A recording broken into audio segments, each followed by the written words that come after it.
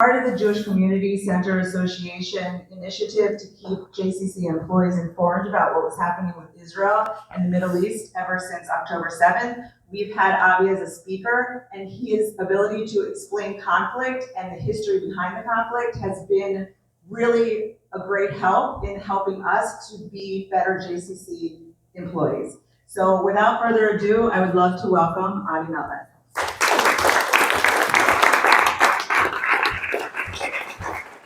Thank you, Jody.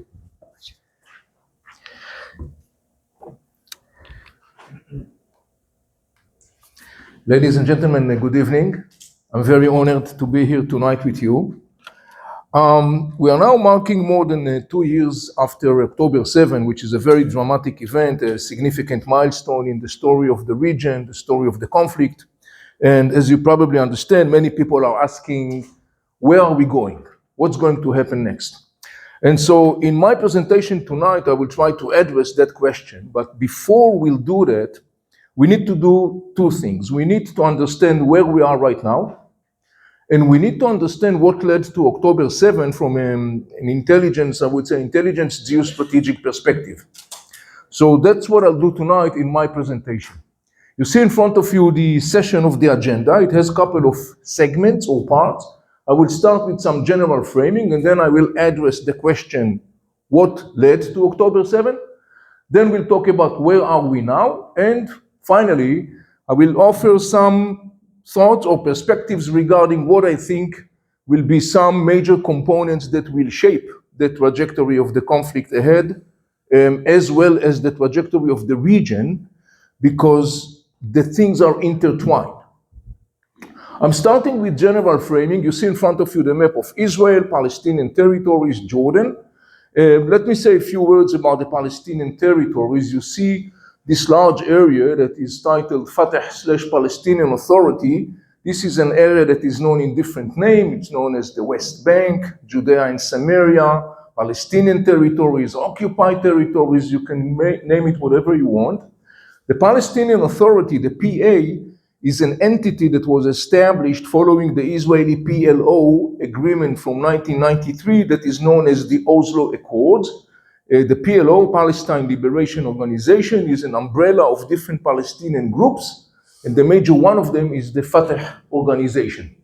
Today, the PA controls about 50% of the West Bank, and most of the Palestinians in the West Bank, about 90%, about 1.5 million people, live under the rule of the Palestinian Authority. Israel rules the rest 50% of the West Bank. Israel occupied the West Bank after 1967, but Israel did not annex the West Bank. Israeli governments established communities or settlements in the West Bank. Today there are some 160 Israeli settlements in the West Bank with a total population of about 600,000 people. To the left-hand side we see Gaza Strip, in between Israel and Egypt. Gaza Strip is a very small area, 8 by 20 miles.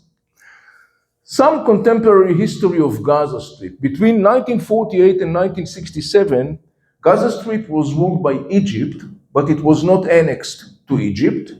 Following the 1967 war, Israel occupied Gaza Strip, and Israel ruled Gaza Strip until 2005. During that period of time, Israeli governments established in Gaza Strip settlements. In 2005, Israeli government passed a law that is called disengagement, and based upon that law, Israel pulled out from Gaza Strip, evacuated all the settlements. The Israeli settlers who lived in Gaza Strip were relocated to Israel, and Israel handed control over Gaza Strip to the hands of the Palestinian Authority. The rule of the Palestinian Authority in Gaza Strip didn't last long, because a year and a half later, in the summer of 2007, Hamas, an Islamic Palestinian movement that was born in Gaza in the late 1980s, Hamas conducted a coup, a violent coup, violently terminating the rule of the Palestinian Authority, and since 2007, Hamas has been de facto governing Gaza Strip. That has been some general framing, and now let's address the first question: what led to October 7? I will argue that October 7 is actually the outcome of a conjunction of three major developments that happened in the Middle East, particularly boosted during the second part of the 20th century. We will talk about each and every one of those components, and we'll understand first what are they and how and why they have resulted in combined the issue of October 7, among other things. The first thing you see in front of you is the failure of national statehood model in the Middle East. Very shortly, the people of the region were introduced, after the First World War, the people of the region introduced to the concept of national statehood. That was totally alien concept because for hundreds and hundreds of years, the people of the region lived under an Islamic rule, and particularly the Turkish Ottoman Empire. Now, after WW1, they are introduced to the concept of national statehood, and it's totally alien. They don't know what does it mean, national statehood. And right there from the beginning, there has been a growing ideological, political, cultural power struggle within the region between different camps. One camp, the Islamic camp, and its most well-known representative, the Muslim Brotherhood, basically totally and utterly rejected the concept of national statehood. The Islamic camp, the Muslim Brotherhood, argue that this is basically a Christian concept. They basically said, this is a Western Christian concept. It's totally alien to the region. It's totally alien to the mindset of the people of the region. We cannot endorse that. We cannot accept that. Basically, they say, we envision a creation of a global entity that is an Islamic entity where people live their life according to the Islamic religious codex that is rather known by the name of caliphate. Now, you may wonder why people should live their life according to Islamic rule, the Islamic religious codex that is called Sharia law, because Islamic theologians think that Islam was sent to mankind by Allah himself, and therefore it's flawless. This is the right way for people to live their life on this planet. So that was the Islamic political camp, and its most well-known representative is the Muslim Brotherhood. You probably heard this name. The Muslim Brotherhood is the biggest mass movement in the Muslim Sunni world. But then there was another camp, the national camp. The camp that basically said, we don't want to see an Islamic caliphate. We don't want to see an Islamic entity. We want to see an independent national state, and we don't want to see an entity that is ruled according to Islamic codex, but we want to see an entity that is basically ruled according to a parliamentary-based process. There was another camp that is called the Pan-Arab camp. This is a camp that basically says, we envision the creation of one global entity that brings together all the Arab people. So right there from the beginning, you could see that there has been a growing power struggle between those different components. And when you look at the outcome of this power struggle in the beginning of the 21st century, you realize that the story of statehood in the Middle East, to a large extent, failed. What you see is either monarchies or brutal dictatorship or semi-democracies. And the most significant thing is the understanding that the governments basically and the rulers failed to provide the people with their needs. And there was a growing upheaval, there was growing discontent and anger among the people because their needs were not attended. And from time to time, there used to be bursts of protest. The most well-known one is probably something that you remember. In 2010, it's called the Arab Spring. The Arab Spring was a huge wave of protest sweeping the Middle East from side to side. That was exactly the background for the Arab Spring. Against this background, in this atmosphere of millions of people that their needs are not attended, that was a very fertile ground for the emerge of radical ideologies, particularly in the second part of the 20th century, that basically offered people solutions. In fact, the formal slogan of the Muslim Brotherhood is al-Islam hu al-hal, meaning Islam is the solution. Right there you see that they are basically directing at the challenges of the people. So one of this ideology that is gaining momentum, particularly during the second part of the 20th century, is coming from the hub of Islam itself. Now, it's an interesting story. Islam emerged in the 7th century and very quickly became a conquering power, expanding. And right there, there was a growing power struggle within Islam regarding the question who is entitled to lead this huge empire. And that power struggle resulted in two camps. Majority of the Muslims are known as Sunnis. You probably heard this term. Sunnis about 84%. Sunnis argue that leading the Muslim world should be done by a person that has the skills to do that. And if this person fails to do that, he can be ousted. There is another camp, the minority, which is known by the name of Shia, Shiites. It's a word that means a political faction. Shiites are a minority in Islam. They are about 14%. And the Shiites argue that leading the Muslim world should be done only by a male descendant of the fourth caliph, the fourth king of the Muslim empire, who was assassinated in the middle of the 7th century. The major branch of the Shiite is called 12ish. They believe in line of 12 descendants, and they believe that each and every one of those 12 is a spiritual and political leader connected to a divine source of power, and therefore his rule has to be blindly obeyed. He cannot be ousted. So right there, for the last 1400 years, there has been an enormous power struggle between Sunnis and Shiites over the leadership of the Muslim world. Theological, political, cultural narratives, and including episodes of violent collision between Sunnis and Shiites, including in our times.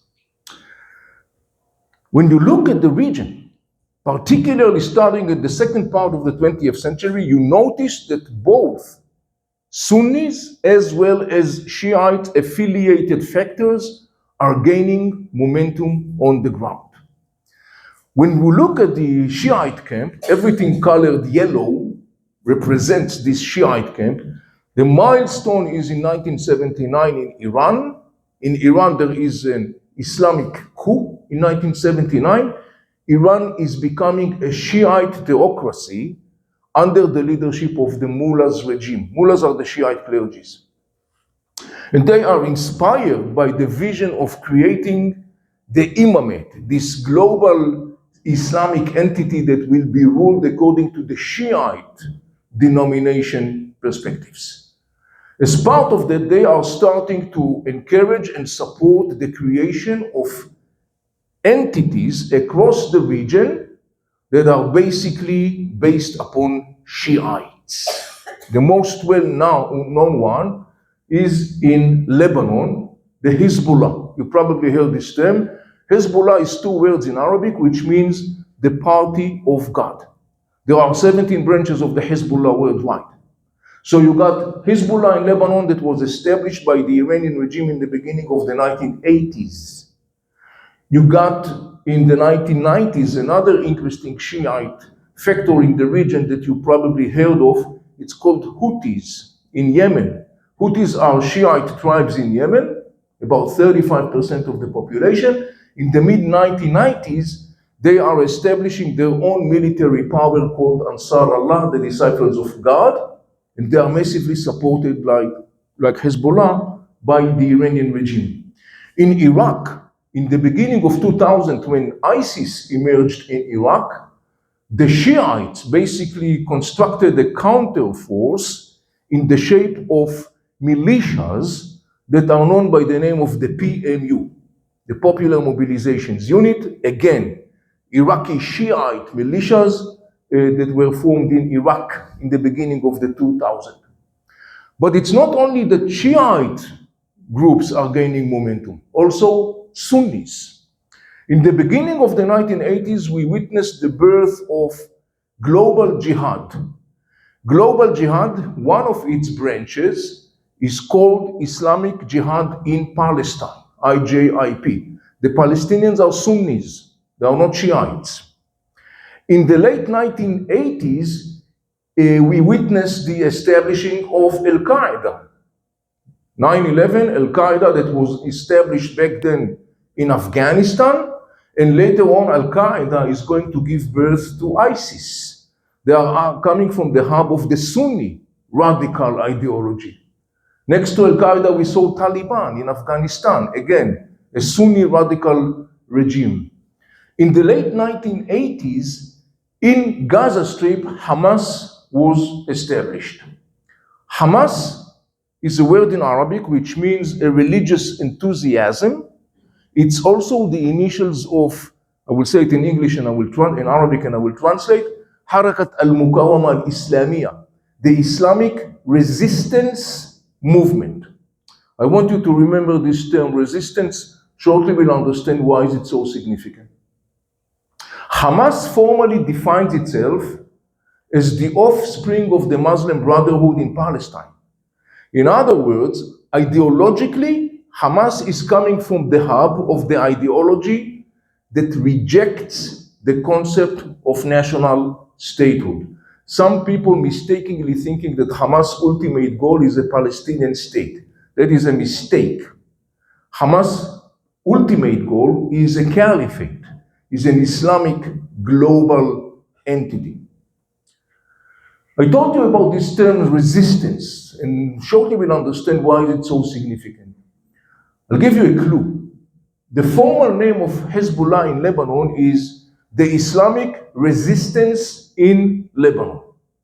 The formal name of the Iraqi Shiite militias that I mentioned before is the Islamic Shiite Brigade's Resistance in Iraq. Once again, we see this term resistance. What is this story of this resistance?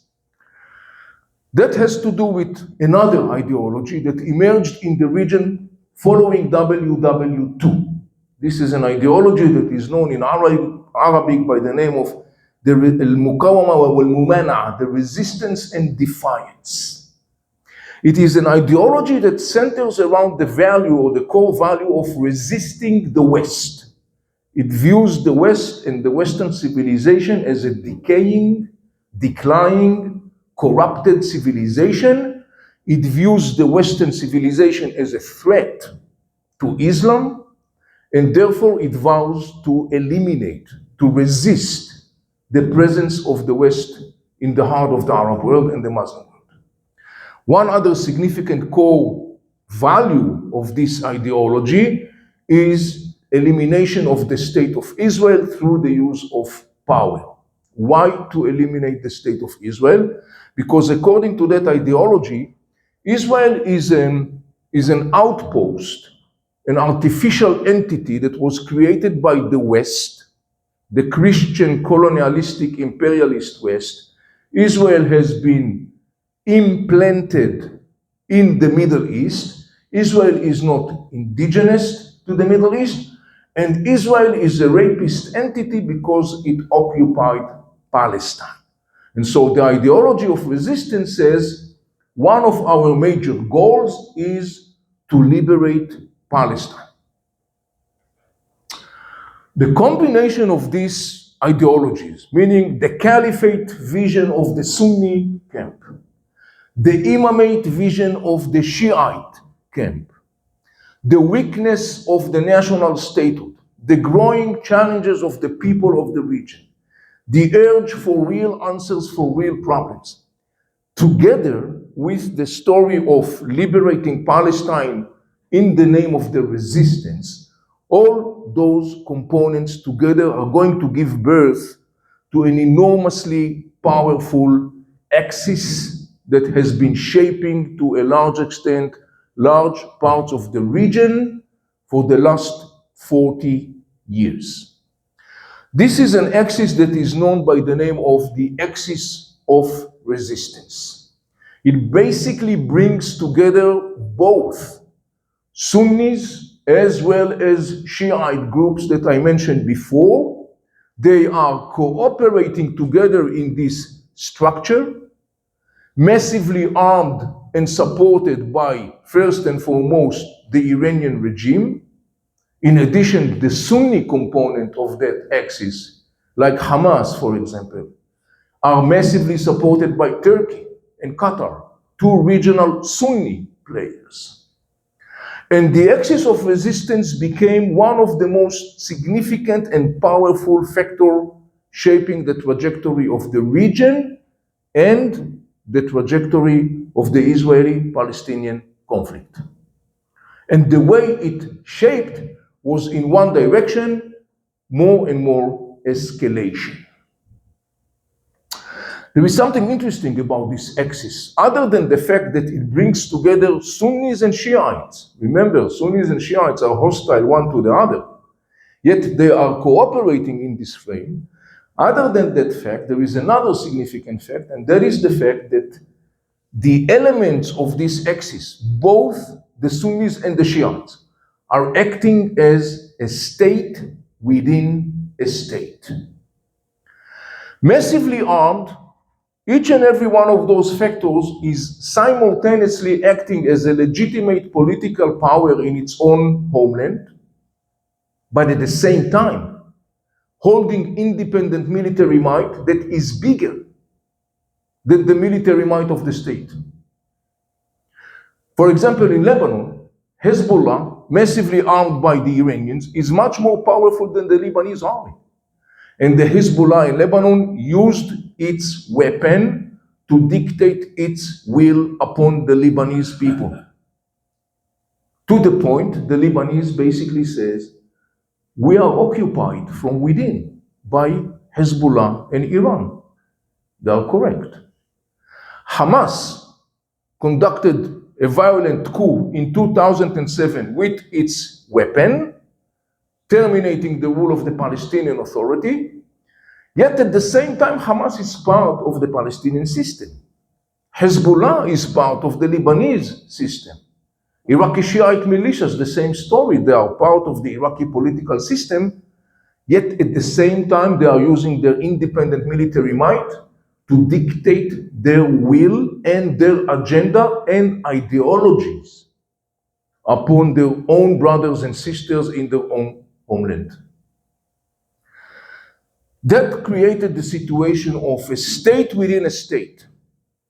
And it was a closed loop because the weakness of the statehood enabled the creation of a state within a state.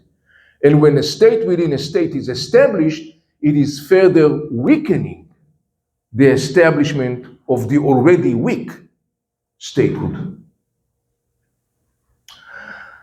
When you look at the story of the axis of resistance in the context of the region, the axis of resistance basically says, we keep this military might because this military might will liberate Palestine. Up until now, it has not liberated Palestine. What he has done up until now is that the axis of resistance inflicted an enormous death and destruction across the Middle East. In Gaza Strip, in Lebanon, in Syria, in Yemen, in Iraq, you see the figures, you see the situation right in front of you. Take, for example, Syria. There has been brutal war, 14 years going on in Syria. Most of the people in the West don't understand that that war that charged the life of at least 500,000 people. That war has to do directly with the story of the axis of resistance. Assad regime in Syria was a significant cornerstone in this axis. He was an enormously significant strategic ally of the Mullah regime in Tehran. When the rebels started in Syria, the rebellion in 2011, Iran rushed to save Assad regime. Iran sent to Syria Hezbollah to fight to keep Assad in power. The Iranians sent weapons, money, oil. Later on, they sent Afghan Shiite militias, Pakistani Shiite militias, Iraqi Shiite militias. They sent them all to Syria to fight to save Assad regime. That resulted in 14 years of a bloody war in Syria. And the big story here was exactly the story of the axis of resistance. So in course of time, people in the region started to become very suspicious with this whole thing of resistance, because on the one hand, it sounds wonderful. The resistance, the axis of resistance vowed to eliminate Israel and liberate Palestine, but it's not happening. Meanwhile, what's happening is that. And so people in the region are turning to the axis of resistance and say, what's going on? The Iranian regime says to the Arab world at some point, and notice that the Arab world is predominantly Sunni. The Iranian regime, the Shiites, they turned to the Arab world and said, we, the Shiites, Iran, we control Gaza, we control Damascus, we control Lebanon, we control Iraq, we control Yemen. To a large extent, it was accurate through the axis of resistance. So people became more and more suspicious with the story of resistance. To confront this growing challenge, the Axis is coming with this package deal of liberating Palestine. And basically says, here is the blueprint of liberating Palestine. Liberating Palestine and eliminating Israel will be happening in two phases. The first phase is the ring of fire. What is the ring of fire? The axis of resistance says, we are building a ring of fire around Israel's neck in all the arenas that are physically bordering Israel. In Gaza, in the West Bank, in Lebanon, in Syria. There was even an attempt to expand it to Jordan, but the Jordanians intercepted that. So we are building an infrastructure, military infrastructure, meaning hundreds of thousands of rockets and missiles and drones and thousands of militants. We are creating this loop, noose, if you wish, around Israel's neck.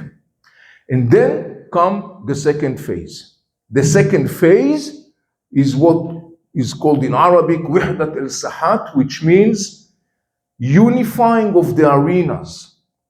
Unifying of the arenas says there will be time where all those components, Hamas and Islamic Jihad, Hezbollah, Iraqi Shiite militias, Afghan Shiite militias, Houthis and Iraqi Shiite militias, they will all join hands together simultaneously, and in a coordinated, orchestrated act, they will attack Israel from all directions.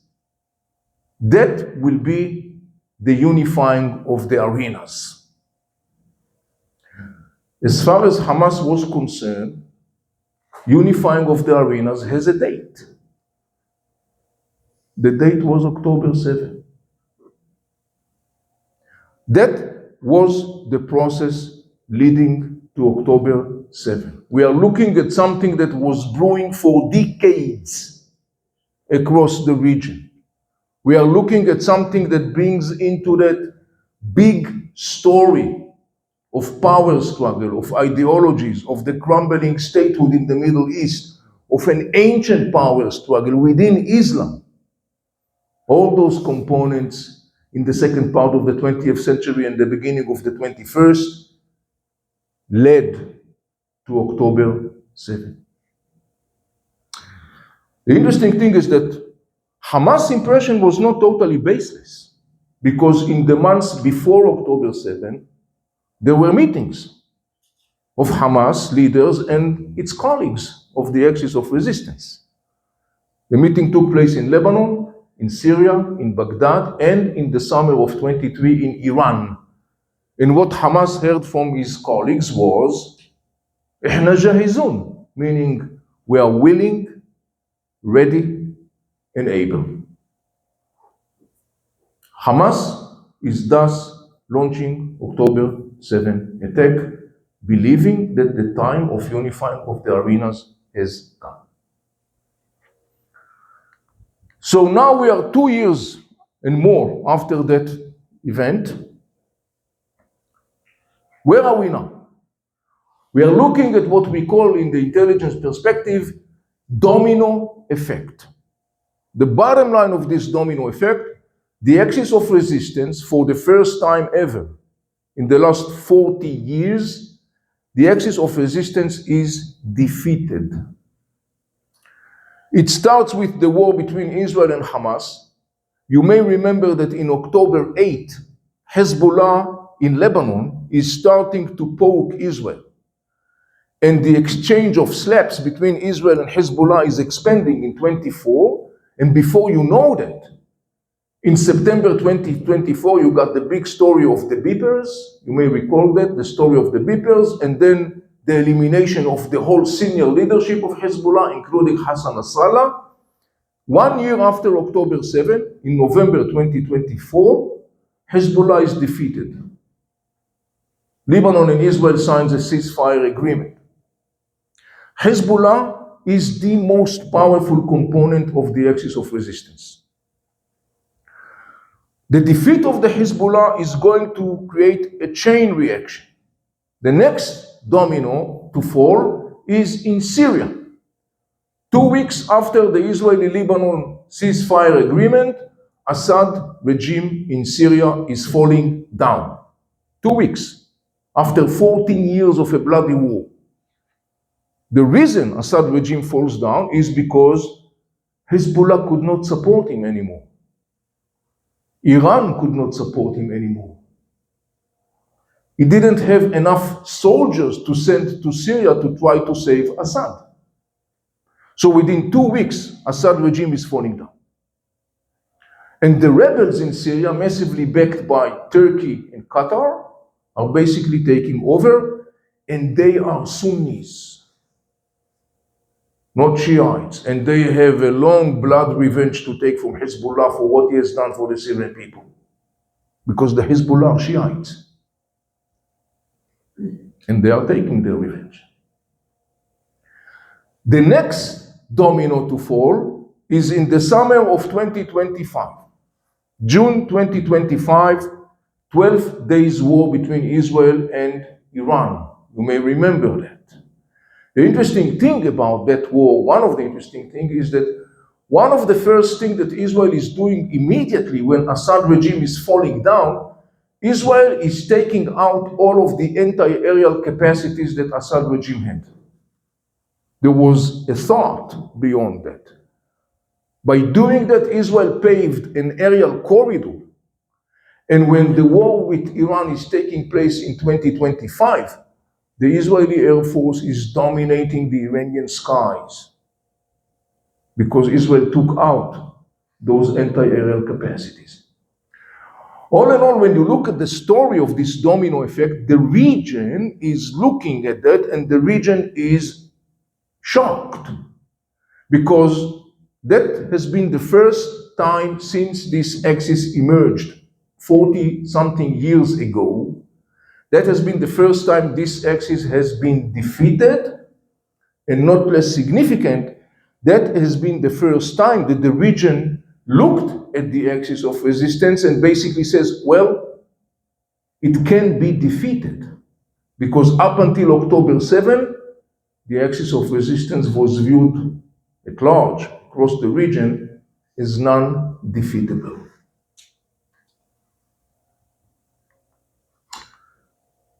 We are looking at the situation in Gaza Strip right now, and the most interesting and significant development, of course, is the United Nations Security Council Resolution 2803 that basically adopts President Trump's Gaza peace deal. These are the major components of the resolution, which are overlapping with President Trump's deal. There are some interesting things to notice. The most significant thing to notice is that actually this resolution is unprecedented in the sense that this is the first time the story of Gaza is now internationalized. And it's basically stamped by the most significant international security forum, the United Nations Security Council. There is another interesting aspect of this thing, and that is the fact that now there are regional and international factors that are now formally committing to have skin in the game and to be involved in the creation of a new reality in Gaza Strip. That was not the case before October 7.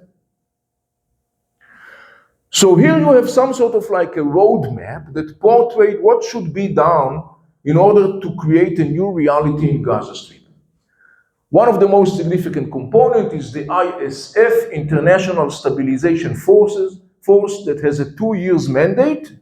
This is a congregation of different local, regional powers and also international that is supposed to do all these tasks that you see in front of you in order to move forward with the rehabilitation of Gaza Strip.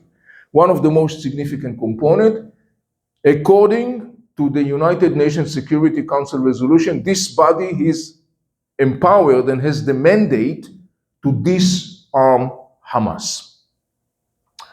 Then you have the US-led Board of Peace. This is a sort of like a temporary government under the leadership of the United States.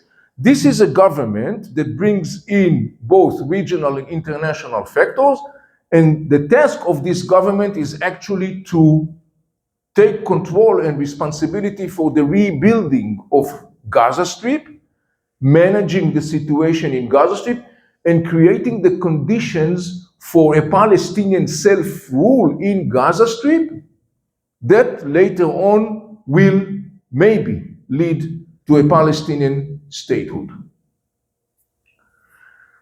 This is a very nice roadmap. The problem is to what extent can be implemented on the ground. Because Hamas says, I'm not going to disarm myself. None of the international factors is going to disarm Hamas. Israel says, if nobody is going to disarm Hamas, Israel will disarm Hamas by force. Meaning we could expect the resume of a war in Gaza Strip. Because Israel says we are not going back to the pre-October 7 situation. If Hamas is not complying with United Nations Security Council resolution, we, Israel, we will do the job. So when you look at the story of this roadmap and you try to understand to what extent it can be implemented on the ground, there are lots and lots of obstacles on the path. Like, for example, the rehabilitation of Gaza Strip. Rehabilitation of Gaza Strip is estimated at by $70 billion. The major factors that are supposed to sponsor that are the wealthy Arab Gulf monarchies. Saudi Arabia, United Arab Emirates, Kuwait, Qatar, and so on and so on. The Saudis and the Emiratis made it very clear. They are saying, we are not going to put even $1 in Gaza Strip as long as Hamas is not disarming itself. Because if Hamas is not disarming itself, we could expect a next military round. So what's the point? So all in all, when you look at the visibility of that plan, it has mostly question marks than answers. And that brings me to the concluding part of my presentation, as I'm trying to share with you some thoughts about what I think will be significant elements or segments that will play a significant role in the shaping of the trajectory of the conflict and the trajectory of the region, because these things are intertwined.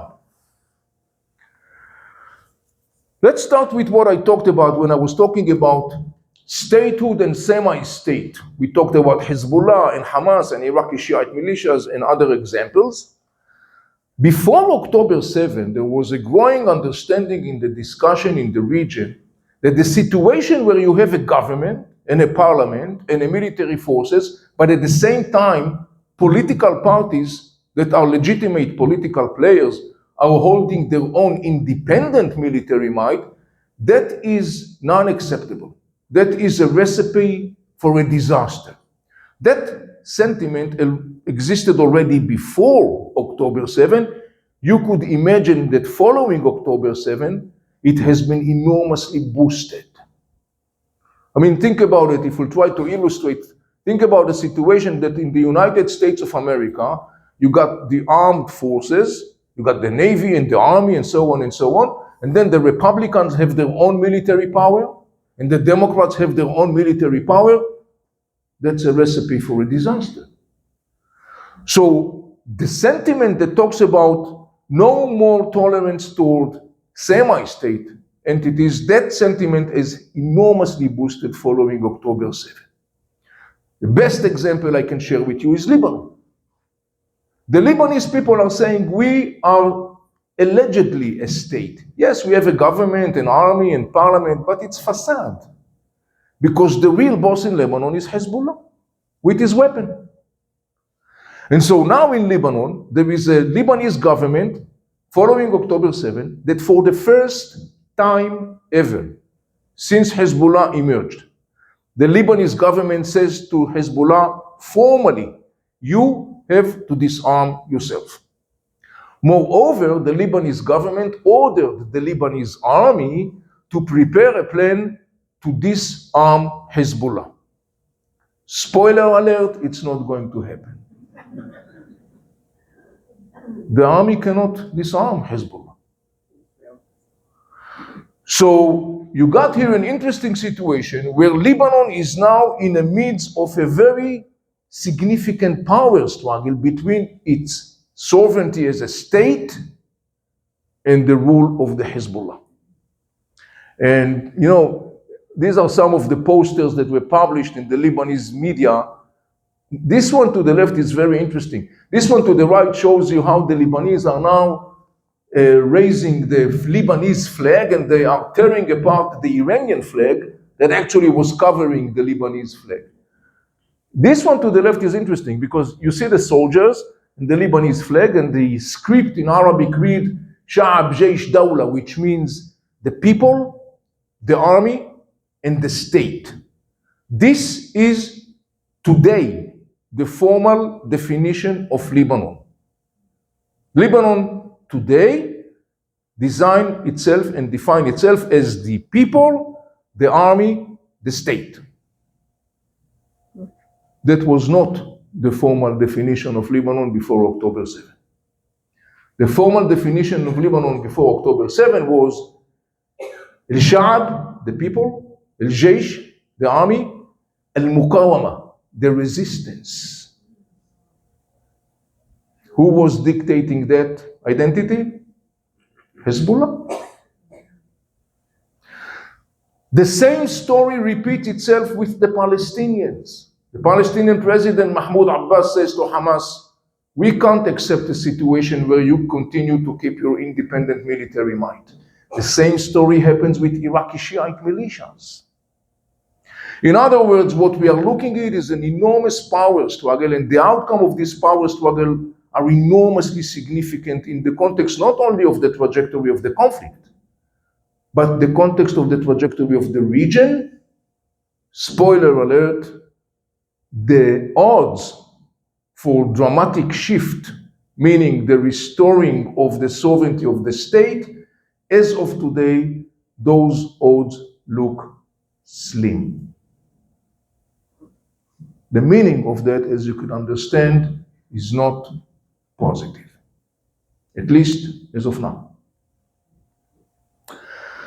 Another significant thing is the whole discussion about resistance. We talked a lot about the resistance and what it caused to the Middle East. Before October 7, as I said before, resistance enormously attractive and powerful and dominate.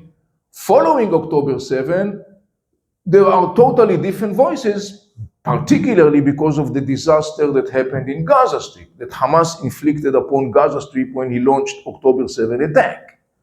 And so more and more you hear today in the discussion in the region, people that are saying, and shortly we'll see some example, that are criticizing harshly the story of the resistance.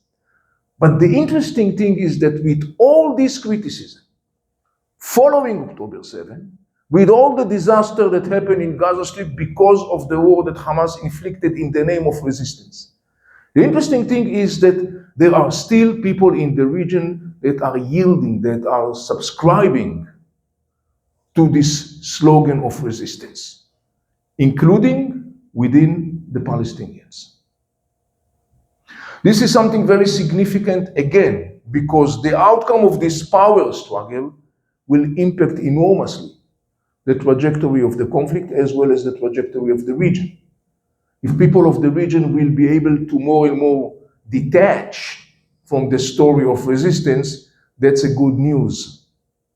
Will they do that? Question mark. Another interesting thing has to do with the concept of defeat and victory in the mindset of the people. Look, this region is enormously complex. It's complex because the people are complex.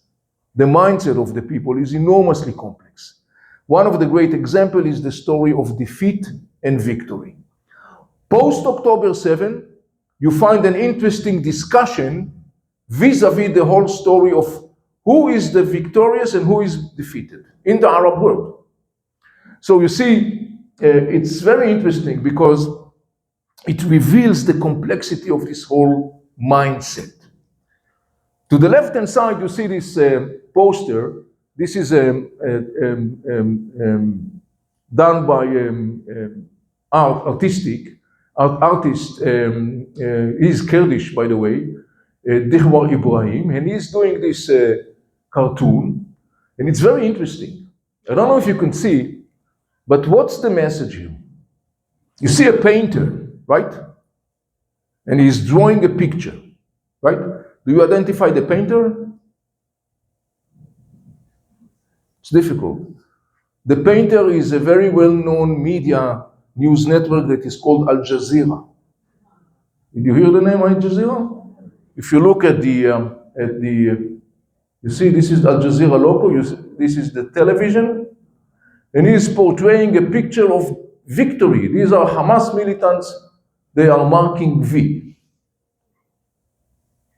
What's the story? Following October 7, Al Jazeera hired an ex-Jordanian general, his name is Dweri, to be the military analyst. This person every night was in Al Jazeera studios in Arabic, and he was analyzing the situation in Gaza Strip. This man was selling the people in the region crazy stories. Hundreds of tanks were destroyed and thousands of soldiers were killed and Hamas is taking over.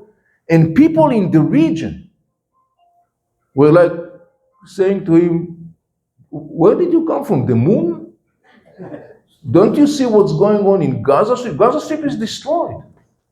So you see, they are picturing this picture of victory, but it plasters the reality of Gaza, which is, of course, totally different from the story.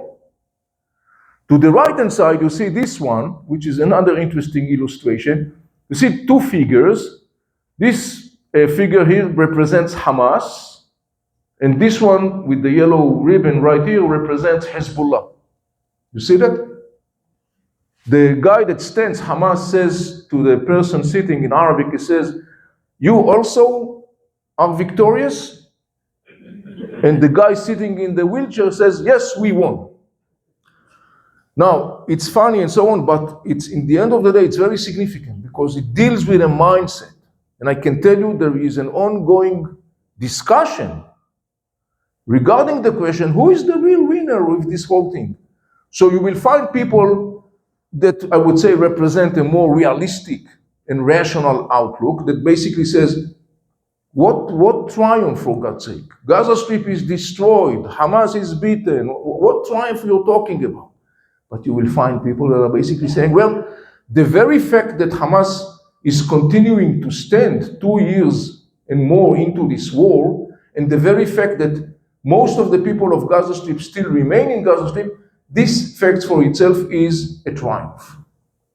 So it's a very challenging mindset, and it's very significant because once again it will have an enormous impact on the trajectory of the conflict and the trajectory of the region, because as I said before, these things are intertwined. I want to bring to the picture finally another significant component, and that is a significant player that became very, very relevant post-October 7, and I'm talking about Western public opinion.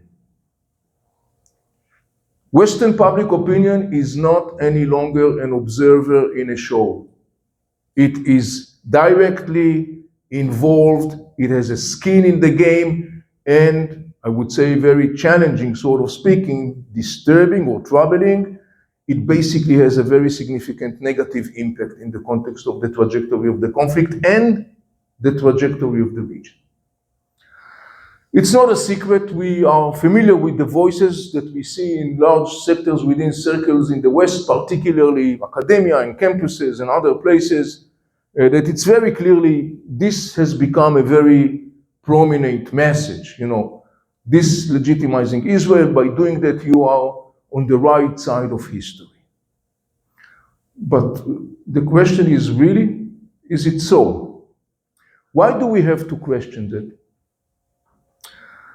Because in the whole hustle and bustle following October 7, the screaming and the shouting and the protests and pro and cons and media people and cultural icons and professors and intellectuals and so on and so on, there is one significant, crucial component that is absent, and it has to be brought into the discussion in the West, not tomorrow, but yesterday.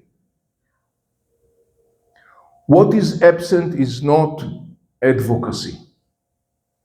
What is absent is not arguments pro or cons. What is absent is not slogans or flyers or posters or whatever. What is absent and has to be addressed is that. I don't know you, but I take myself the liberty to assume that most of you are not mastering the languages of the Middle East, let alone Arabic. Who provides the information? If you don't speak Chinese, how do you know what's going on in China? Somebody has to tell you what's going on in China, but you don't have the ability to evaluate if what you have been told is what's happening in China. You have two providers of information, in quotation mark or without quotation marks. One provider are Westerners, professors, media people, cultural icons, and they have something interesting in common with the audience they provide the information with. The common thing that they have with you is the fact that both of you don't speak Arabic.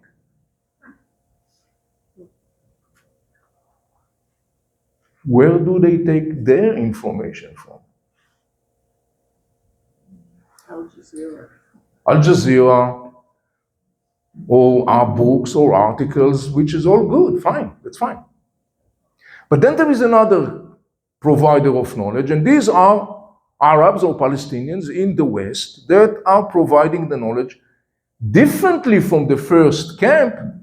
They know Arabic, but they have political agenda.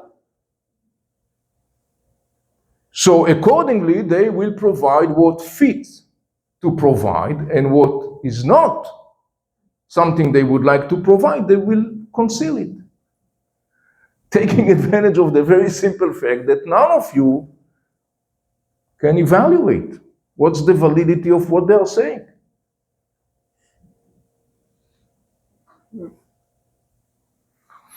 So it's enormously significant to bring that to the discussion, but why would you care about it, really? I mean, I'm not talking Chinese.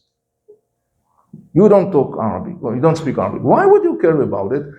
I would argue that since the Western public opinion is becoming a proactive actor, not any longer an observer, it has to be aware of that.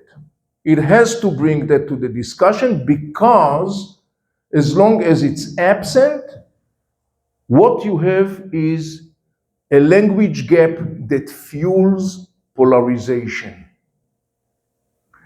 Because you don't have a discussion that is factual and contextualized based. You don't have a discussion that is nuanced.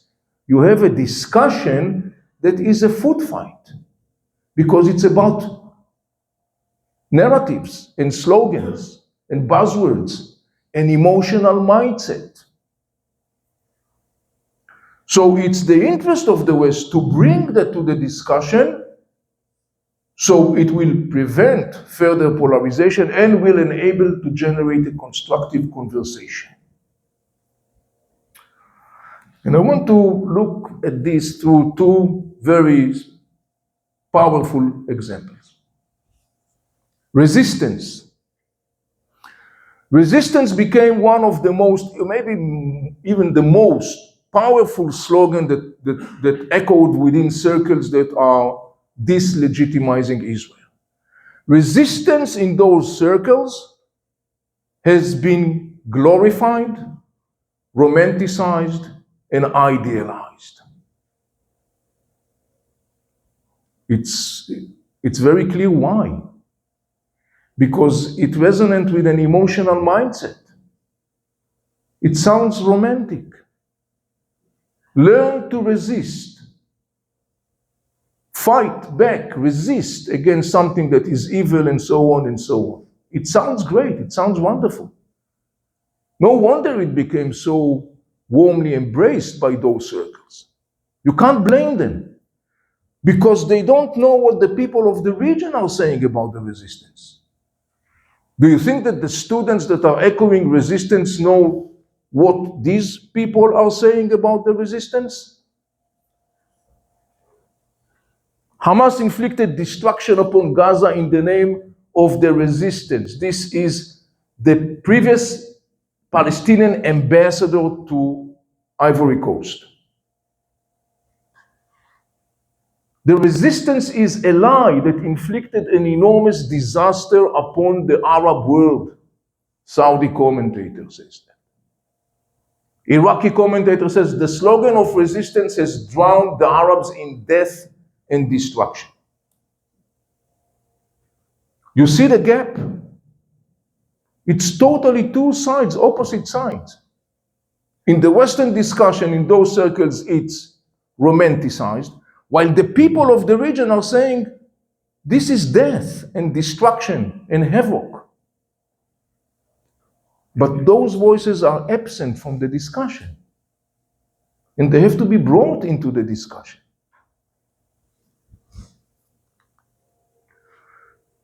This is an example of a great analysis of a Saudi commentator that basically says, look, the axis of resistance rejects the two-state solution. Why? Because the survival of the axis depends on the continuation of the conflict. The more the conflict continues, the more the axis benefits from that. A political resolution strips the Axis weapons of their fabricated sanctity. Hamas and Hezbollah says, we are not going to disarm ourselves because it's the holy weapon of the resistance.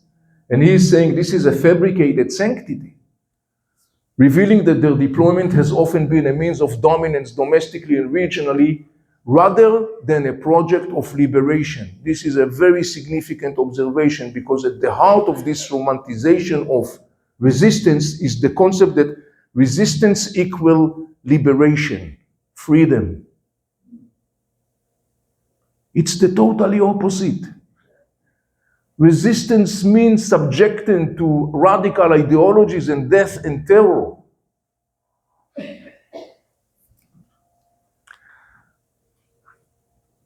Genocide.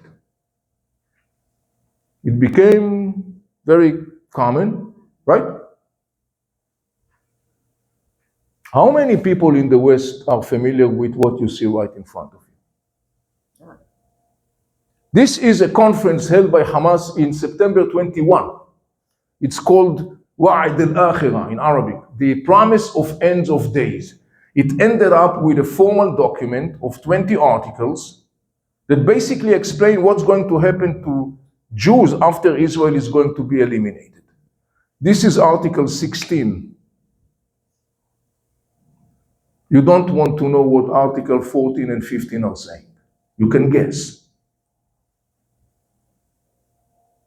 So people are screaming genocide, genocide, genocide, when this thing is there, but it's not present in the discussion at all. Why is it so significant? Why is it so significant? Because it has to do with something that is absent from the discussion and must be brought to the discussion. The same way we have to understand that there is nothing romantic about resistance because it inflicted an enormous death and destruction. The same way in the context of genocide, we have to bring to the discussion in the West an enormously significant pillar, and that is the concept of governmental accountability. Hamas is exempted from governmental accountability.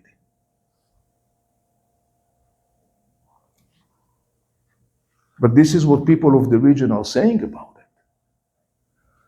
Responsibility for Gaza situation rests first and foremost with Hamas.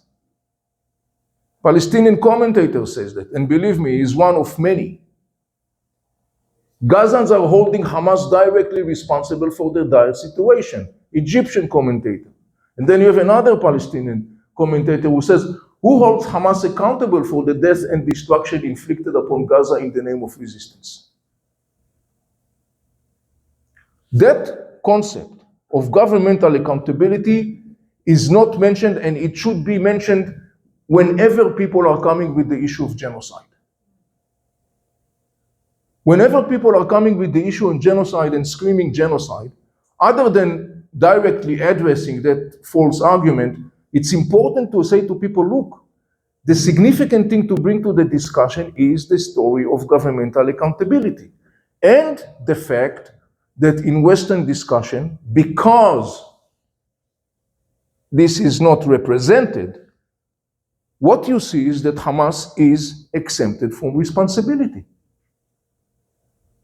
While its own people, the Palestinians, are saying he should be held accountable for what happened to us because he is responsible for what happened to us.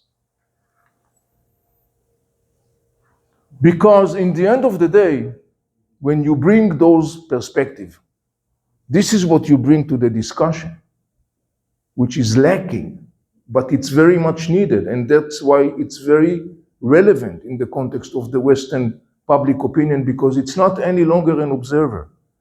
It's proactively participate.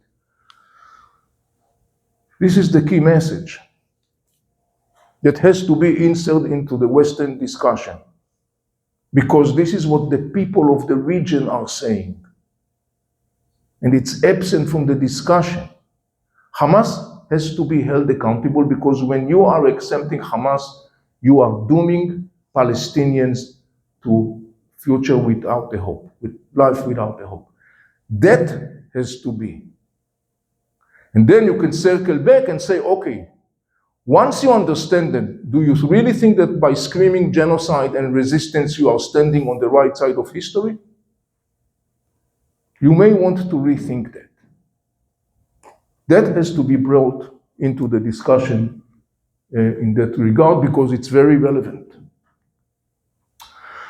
To conclude my presentation, I will say, our guiding philosophy: you want to understand Israel, you want to understand the Israeli-Palestinian conflict, you want to understand the Palestinian issue, you have to understand the Middle East. You have to know what the people of the region are saying. It's essential, it's crucial. And I hope that this will be a couple of things that you will take away with you following this presentation tonight. With this, ladies and gentlemen, I'm concluding my presentation, and I'm opening this session to your questions.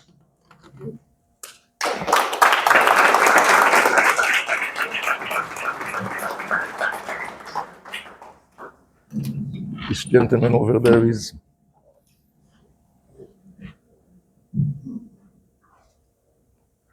A few questions for you, sir. Sure. Just to remind you, a question is a short sentence that ends with a question mark. Okay. Why don't you choke Iran? You stop resistance. Iran, if you choke Iran, they do not fund terrorists in that area. That chokes resistance. Number two, involving the genocide that the world thinks that Israel is committing against the Palestinians. Why don't they release the pictures from October 7th to the world so the world could see what son of a bitches these people are and what gangsters they are? That's what I'd like to know. Look, as for Iran, of course, I mean, if you, I would say, trim the wings of this Iranian regime, which is a very, negative one, it helps, of course, towards more stability. Unfortunately, there are more other players in the region that also have a negative agenda. You got Turkey, you got Qatar, you got other players. But that's correct. Look, for the second part of what you said, I think those things are out there in the discussion, but they are basically, we saw what happened in the sense that, I showed you this poster of the resistance, this not poster, this was a campaign that was launched 2-3 days after October 7. Right there, we already saw how the picture is flipping. For the first couple of hours or 2 days or whatever, Israel was viewed as the victim, and then it was dramatically changed. And I think it's not because of lack of evidence or not enough graphic evidence. Look, there has been testimonials. You just got this book of Eli Sharabi, one of the hostages. It's very clear. The evidence are there. The facts are there. The challenge is that those screamers are not really one that can be talked to, roughly speaking, to put it. But in the end of the day, I think that the big significant thing is mostly to address the big segment of the public opinion that can be and should be talked to. This is the significant thing. Just a moment, sir. I want to allow other people to. Thank you. So 2 questions. One, in your earlier map, you don't talk about Saudi Arabia. I don't talk about many things. And so what's their role in all of this? I know they're a big country and obviously, while they may not be directly access there, they have influence. And the last question would be, you don't really come to a conclusion at the end as to where we're going to go from here. So do I assume that, while this may be a period of flux, eventually we're just going to repeat ourselves? Okay. As for Saudi Arabia, a very significant player. In fact, this is today the most significant Arab leader. Saudi Arabia is going through very significant shifts and changes. Recently, the Saudi heir was in the States, you probably know. Saudi Arabia is in a very interesting trajectory. The Saudis are the custodians of 2 out of the 3 holy sites of the Muslim world, in Mecca and Medina. And the Saudis, of course, are Sunnis. The Iranian regime, their neighbor, Shiites, there isn't much love right there. And that has been one of the major things that dictated the Saudi regional policy. Saudi Arabia, in the end of the day, a very enormously significant player globally, not only regionally. I would say that in the end of the day, when I'm trying to look at the situation from the Saudi perspective, I would say they definitely look at Israel as a potential ally.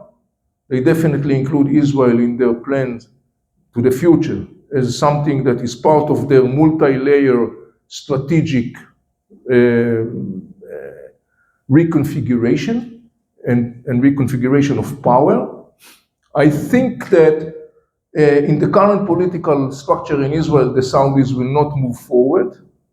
But I wouldn't be surprised if there's going to be a political change in Israel that the Saudis will move forward in the context of normalization with Israel. And this is one thing. As for the concluding part, accurately you said, I don't have a crystal ball. I'm always saying about myself that I'm a very exceptional Israeli because if I don't know something, I'm saying I don't know. It's a very rare animal. You don't find such an animal. But what I was trying to do is actually to share with you some what I really believe are significant components that we should follow to understand what could be the trajectory of the conflict as well as the trajectory of the region. And if you noticed, each and one of these things that I shared with you, didn't necessarily deal with economy or politics or army. It dealt more with a mindset, what people are thinking, how they are thinking, because this is very significant to understand when you try to decode where this region is heading to, where the conflict is heading to, and where the region, because one of the things it's very significant to remind ourselves, the story of the conflict and the story of the region are intertwined. They are not separate. They are dialoguing one with the other, they are intertwined, and it's important to understand that. There is a master of the ceremony, so Thank you. Israel is known for its incredible intelligence, the Reaper attack, et cetera, et cetera. How can all these countries in the Axis be planning this October 7th and Israel not know of it and allow it to happen? yes. We put it this way. I don't know what that is. Is that like a timer? It's Maya.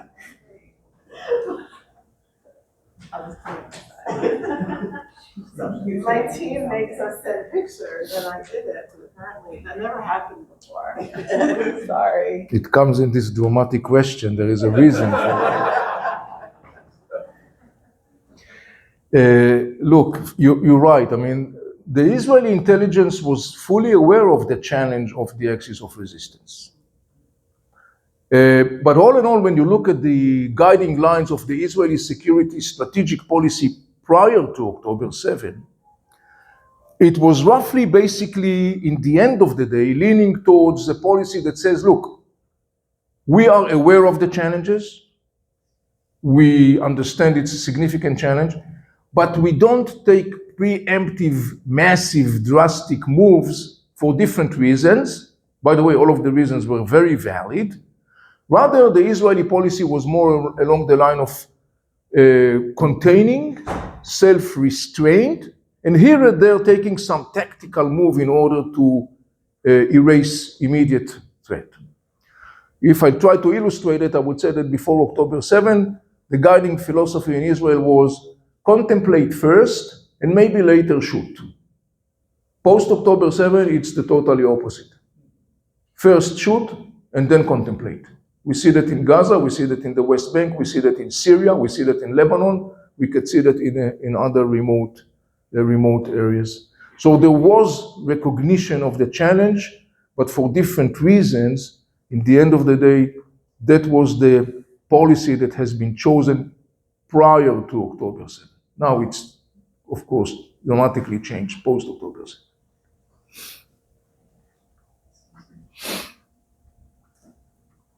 Would you comment on the role of Turkey in Syria and in Gaza? Turkey is an enormously significant player. It's 85 million people or so. Turkey is Sunni, mostly. The Turkish president, Erdogan, is coming from the hub of the Muslim Brotherhood. And he dramatically changed Turkey from once a secular state by constitution into an Islamic state. Erdogan is inspired by a vision of becoming the leader of the Sunni camp in the Middle East and beyond. That aspiration basically resulted in a lot of frictions between Erdogan and the major Arab states in the region, like Saudi Arabia, like Qatar, like United Arab Emirates, like Egypt, they have a bad memories from the time of the Turkish Ottoman Empire. They have no desire to go back there. Just the same, roughly speaking, to say when you look at the dramatic shift following the defeat of the axis of resistance, and I need to emphasize, it has been defeated, but it's not vanished, and it's trying to regroup itself. Turkey can definitely be satisfied because the weakening of the axis of resistance and Iran serves Turkey because it enables Turkey much more large area of influence. One of the examples is Syria. Syria today, as far as Turkey is concerned, is the legitimate backyard of Turkey. And Turkey basically, to a large extent, sees itself as the one that as the first priority in running the affairs in Syria in the future. That results in a lot of tension between Turkey and Arab states, particularly Saudi Arabia and United Arab Emirates and Egypt, who basically wants to see Syria more drawn back to the arms of the Arab world and not drawn back to Turkey's arm. As for Gaza, Erdogan, very shrewd politician, has been constantly playing the cards of the Palestinians, presenting himself as the defender of the Palestinians, particularly in the context of Gaza. Practically speaking, Erdogan couldn't care less about the Palestinians. But in the end of the day, it's a very useful pawn, and he has been very usefully using that and probably will continue to do that.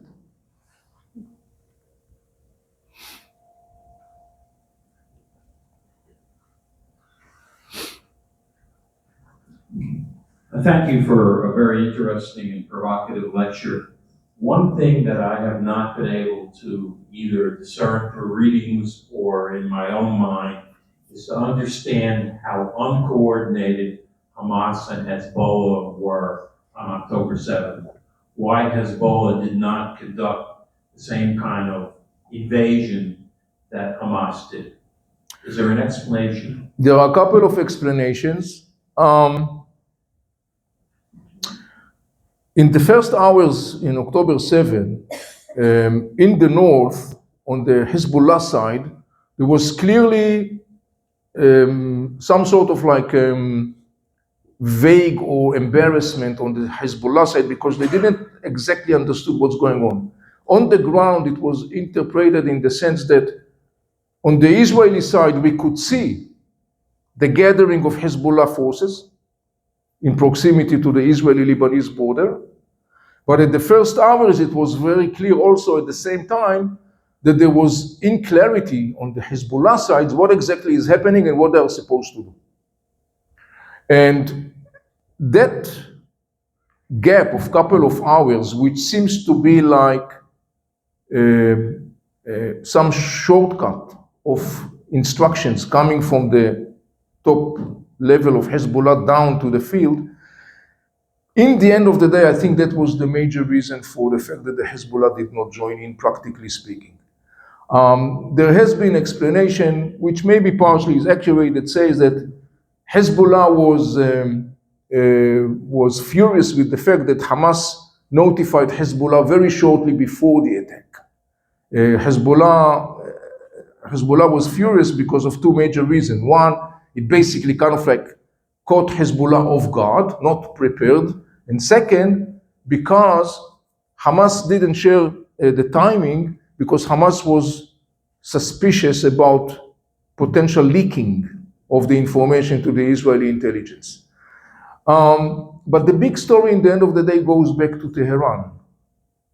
In the night of October 7, in the next day, Major General Ismail Qani, that basically replaced General Qasem Soleimani, the commander of Al-Quds force that was eliminated by the United States in January 2020, he came personally to Lebanon to meet with Nasrallah, and basically the order that he gave was very clear. Don't get in wide scale into this mess, because there was also unclarity within Hezbollah itself, at least for the first couple of hours.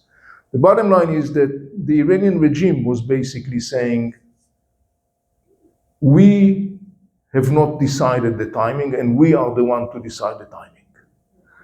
And when Hamas people rushed to Beirut to meet with Nasrallah about 2 weeks into the war or so, basically urging Nasrallah to send Hezbollah to the war, Nasrallah referred them to Iran. They went to Iran, and what they heard in Iran was, no can do. We, the Mullah regime, we decide the timing, not you, not Hamas. Okay, I'm gonna take one more question, because we could be here all night and all of your questions are interesting. And this is the second event of the day, because he was doing this at 10:30 in the morning appointment. Thank you, first of all, for this incredible explanation of what's going on. It really is wonderful to have somebody outline it to us who do not live there and don't understand all the difficulties and the regional disparities.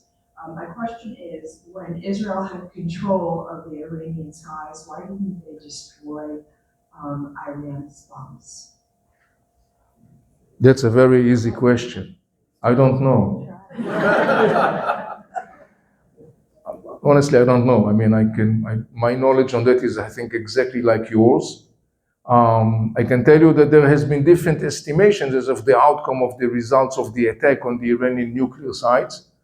It seems to me like, again, and my knowledge is exactly like yours on that issue, it seems to me like that the consensus is that there has been some significant setback of the Iranian project.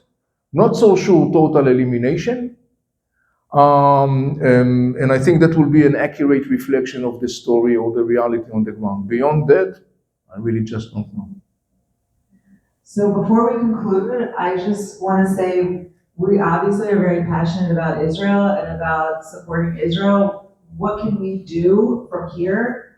How can we help? What can we do? What resources do you think we should look into consistently to really get a good idea of what's really happening and not that's a reflection of propaganda?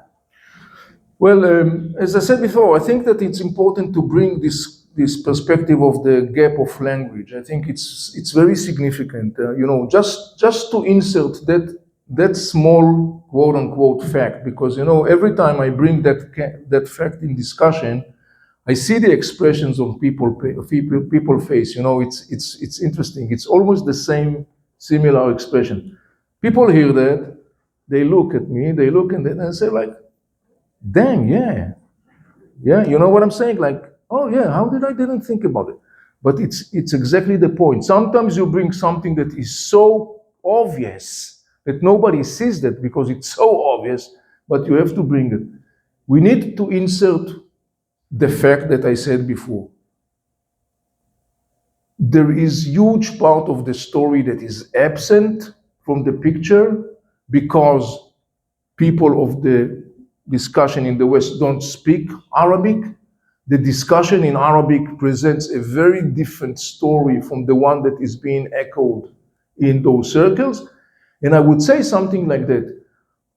It's not against anyone, it's for someone. What does it mean it's for someone? By saying to people in the West that are pro-Palestinians, and they are genuinely pro-Palestinians, and it's fine, it's legitimate. But by saying to them, look, if you think that by doing that, you are supporting Palestinians, you should be aware of the fact that because of the fact you don't know Arabic and you don't know what they are saying, you are basically deepening the suffering of the Palestinian people. That has to be something that has to be brought into the discussion and let people walk away with their conclusions. If somebody will say, I don't care, I want to stick to the resistance and to the river to the sea because I feel good about it, fine. But then you cannot say that you didn't know. So I think it's important to bring this aspect to the discussion. And please just do it in a very simple way. Just insert that perspective to the discussion. You talk with people, you tweet things, you write things, you have a conversation. I think it's enormously significant to bring that to the discussion. That will be my 2 cents, sort of speaking. Can I just say one thing? Anyway, hi, I'm Maya. I'm the person that ran up because first the screen went off for the laptop and then when I was digging his computer. So just one plug, and I promise I'm not asking for money. Whenever I get up here, I feel like people think I'm gonna ask for money. In our brochures on your chair, with a fellowship called Voices from the Middle East about the Middle East. Avi talked a lot tonight about bringing those Arab voices to the discussion. We have a fellowship for undergraduate, graduate students, and young leaders, which is 14 Zoom sessions with various Arab experts from around the world, experts on specific topics, followed by an in-person capstone retreat somewhere on the East Coast. There is no, and this is really to train the way we look at the emerging, mostly Jewish American leadership to have these kind of perspectives that Avi was putting forth tonight. So if you have anyone that you know that's under the age of 30 that you think might be interested. There's no cost to participate, and we cover all the costs for the capstone fellowship, for the capstone in-person retreat at the end. So I'm on the back of the brochure. So anybody interested, email me, tell me, and we'd love to have them participate. It starts January 4th. Thank you. Thank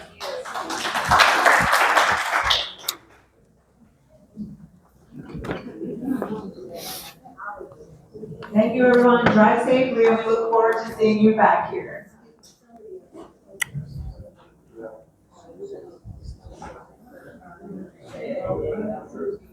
Are you giving this lecture on college campuses? Yes, I do. This is one of the things that we are doing, and I've been to many colleges.